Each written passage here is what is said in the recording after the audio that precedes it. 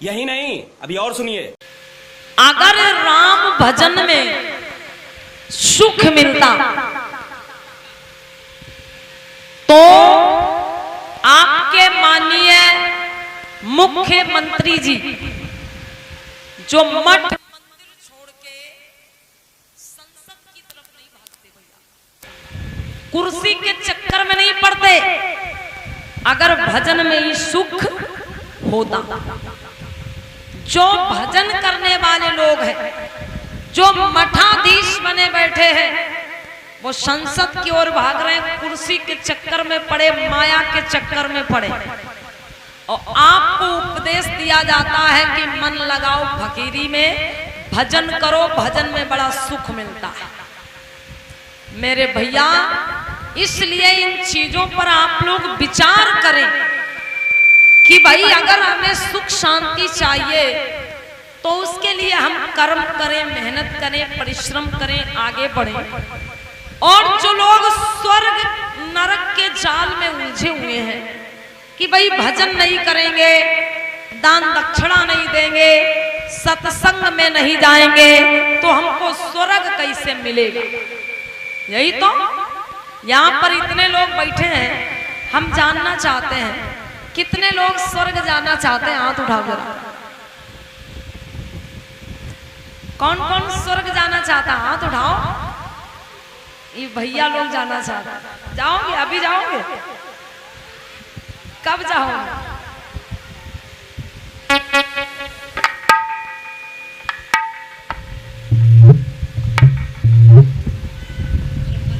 देखिए, ये बात इसलिए बता रहे हैं क्योंकि आज हमारा समाज इसी जाल में सबसे ज्यादा उलझा हुआ है कि भाई हम भक्ति भजन नहीं करेंगे, दान दक्षिणा नहीं देंगे, यज्ञ हवन नहीं करेंगे, सत्संग में नहीं जाएंगे, तो हमें स्वर्ग नहीं मिलेगा।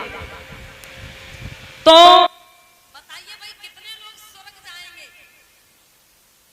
कौन कौन जाएगा? कोई नहीं जाएगा। तब तो बड़ी अच्छी बात है भाई। फिर कहां जाएंगे? नरक में जाएंगे। बताइए।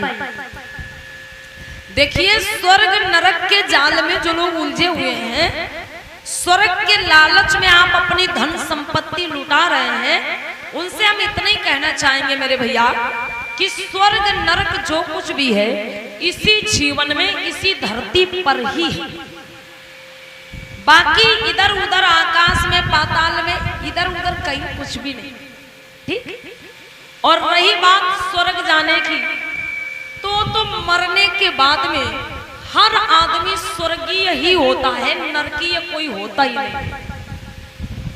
कितना बड़ा चोर हो आदमी, कितना बड़ा चोर हो, डकैत हो, लेकिन जब वो मरता है तो मरने के बाद में उसके नाम के आगे भी स्वर्गीय ही लगता है। कितना बेकार प्राणी हो, कितना गलत, कितना बुरा प्राणी हो, लेकिन जब वो मर जाता है तो क्या उसके नाम के आगे नरकीय लिखा देखा है कहीं? बताइए आप लोगों कि भाई ये आदमी बहुत गलत था तो इसके नाम के आगे नरकीय लगता। जैसे जब कोई व्यक्ति मर जाता है, उसका कहीं नाम लिखा जाता है तो स्वर्गीय आगे लिखा जाएगा, स्वर्गीय फिर नाम। तो कितना अच्छा प्राणी हो, कितना बुरा प्राणी हो, मरने के बाद वैसे ही हर किसी के नाम के आगे स्वर्गीय ही लिखा जाता है। मरने के बाद हर कोई स्वर्गीय ही हो जाता है, नरकीय कोई नहीं होता मेरे भाई। तो ये चीजें समझने वाली है। स्वर्ग नरक अगर कहीं पे होता तो मनुष्य उसकी खोज कर लेता भैया आज तक। याद रहे, स्वर्ग ऐसी चीज है जहां पे जीवित आदमी जा नहीं सकता और मरा हुआ लौट के आ नहीं सकता। तो फिर ये बताया किसने कि स्वर्ग में ये होता है, स्वर्ग में ये सुख मिलता है? भाई मरा आदमी लौट के कभी आया नहीं बताने, और जिंदा आदमी वहां पहुंच नहीं सकता। तो फिर ये खबर किसने करी कि स्वर्ग में 56 प्रकार का भोजन मिलता है, मखमल के गद्दे मिलते हैं? ये सब दुनियादार, ये सिर्फ मनुष्य के मन की कल्पना। व्यक्ति के मन की कल्पना है। देखिए, जो लोग आज आपको स्वर्ग भेजते हैं, आते हैं, खूब दान दक्षिणा लेते हैं, यज्ञ हवन करवाते हैं और बोलेंगे अब तो आपको स्वर्ग की प्राप्ति होगी। अरे मेरे भैया, जो लोग आज हमारे समाज को स्वर्ग में भेज रहे हैं ना, कभी इन्हीं के पुरखों ने हमारे पुरखों को मंदिर में भी जाने की इजाजत नहीं दी। इन्हीं के पुरखों ने हमारे पुरखों को मंदिर में भी घुसने नहीं दिया, और आज वही लोग तुम्हें स्वर्ग में भैया जाने की जगह दे देंगे। विचार कर लो पहले भाई। जिसे पता होगा कि इस रास्ते पर एक सोने का घड़ा गड़ा हुआ है, तो क्या भैया वो डंका पीटेगा पूरे गांव में कि चलो भैया तुम भी ले आओ। भाई किसी को पता चल जाए कि इस रास्ते में सोने का घड़ा गड़ा हुआ है जमीन में, तो वो तो चुपचाप अकेले ही जाके खोद लाएगा ना भाई, वो गांव में हल्ला तो नहीं मचाएगा। तो अगर कुछ लोग जो धर्म का ठेका लिए हैं, जो लोगों को स्वर्ग भेजते हैं, अगर मेरे भैया कहीं स्वर्ग होता ना, तो वो खुद अपने आप को, अपने रिश्तेदारों को, नातेदारों को, उन्हीं को भेज देते, तुम्हें जाने की जगह वहां पे नहीं देते मेरे भैया। आज भी देखिए, आज अच्छी अच्छी नौकरियों में हर जगह पर हमारे लोगों के साथ में धोखा हो रहा, किसी ना किसी बात की कमी निकाल करके उन्हें वहां तक पहुंचने नहीं दिया जाता। तो कोई आपको स्वर्ग में जाने की जगह कैसे दे देगा मेरे भैया, विचार करने की जरूरत। इसलिए ये सिर्फ आपको ढोंग में, पाखंड में आपके धन को खींचने के तरीके हैं, बाकी कोई स्वर्ग वर्ग में आपको नहीं भेज रहा। आप एक नहीं कई बातों से सीख ले लीजिए। आज के 8-10 वर्ष पहले एक प्रथा चलती थी, गौदान की प्रथा। गौदान होता था, जैसे कोई बूढ़ा बुजुर्ग बीमार हो गया तो बाबा जी आते, बोलते भाई गौदान कर दो, इन्हें मुक्ति मिल जाएगी, इन्हें मोक्ष मिल जाएगा, ये बैतरनी पार हो जाएंगे। गौदान होता था ना माताओं बहनों, देखा है आप लोगों ने? पहले के समय में, ज्यादा नहीं 10-12 वर्ष पहले खूब होता था। बछिया पुजाते थे लोग, गाय पुजवाते थे कि हमारे पुरखों को मुक्ति मिल जाएगी, मोक्ष मिल जाएगा, ये बैतरनी पार हो जाए, स्वर्ग में पहुंच जाएंगे। लेकिन विचार करो भैया, आज गौदान बंद हो गया। आज कहीं गौदान होता है बताओ माताओं बहनों? नहीं होता। क्यों नहीं होता भाई?